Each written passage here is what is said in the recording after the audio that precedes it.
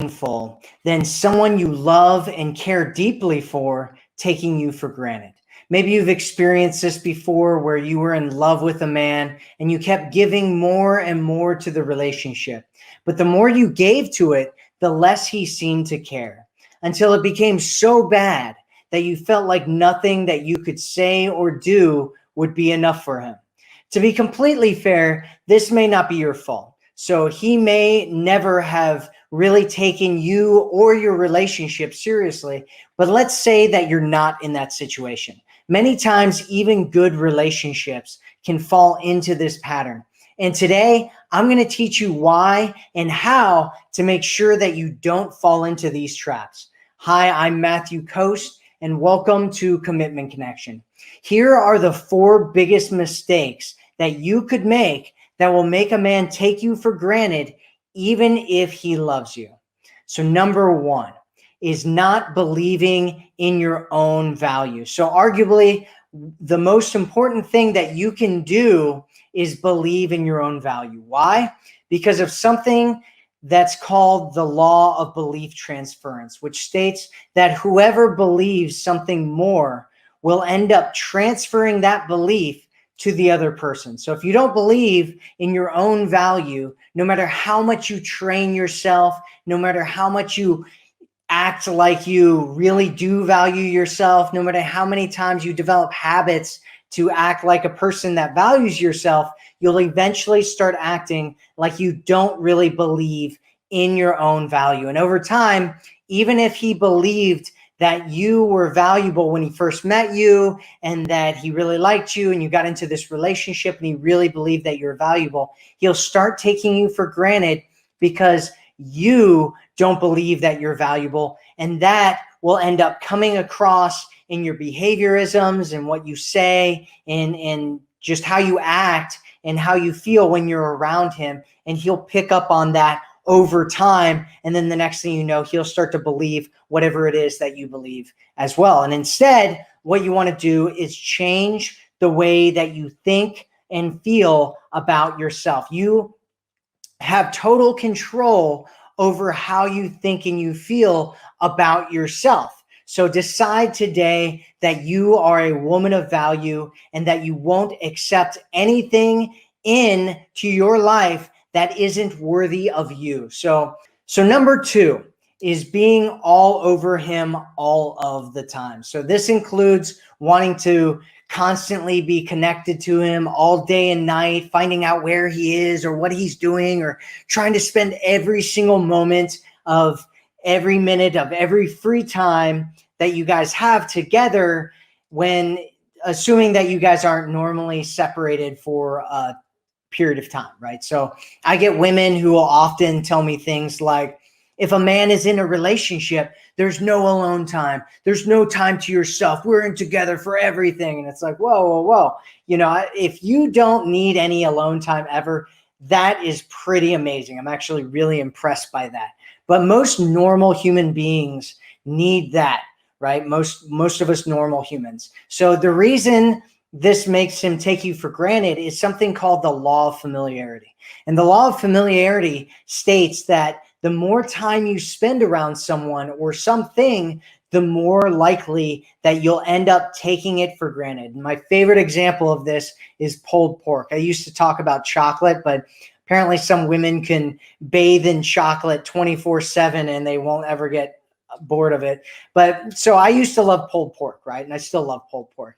But I used to make it all the time back when I lived in Colorado. I had like a smoker and a crock pot and a whole bunch of other things that I would make pulled pork in.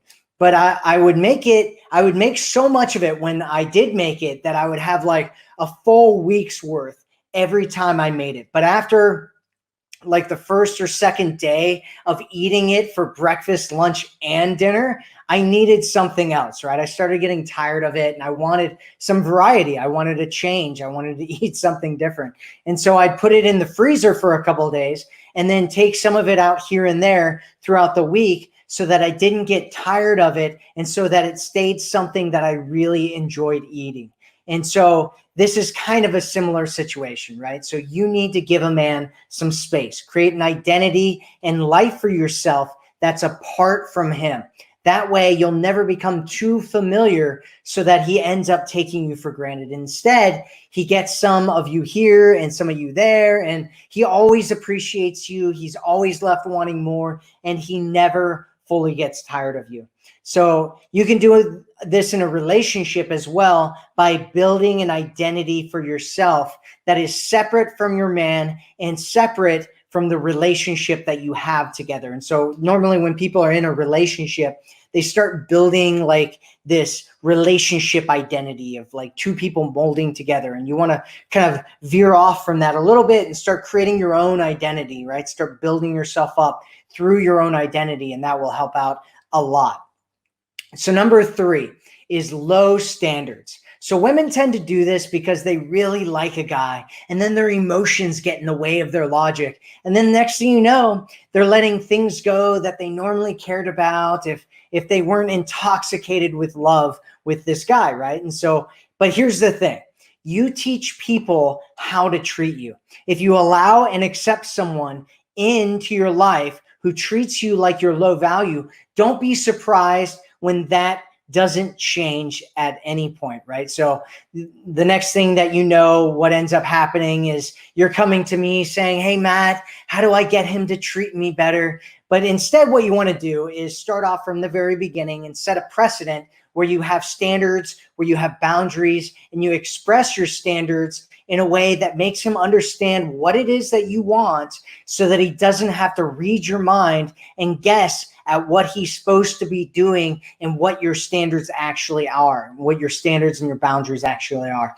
And you do this by speaking in generalities. And so, for instance, what you might say is, I really like it when, I really like it when guys do this, or I really like it when you do that, right? Or I really, like it.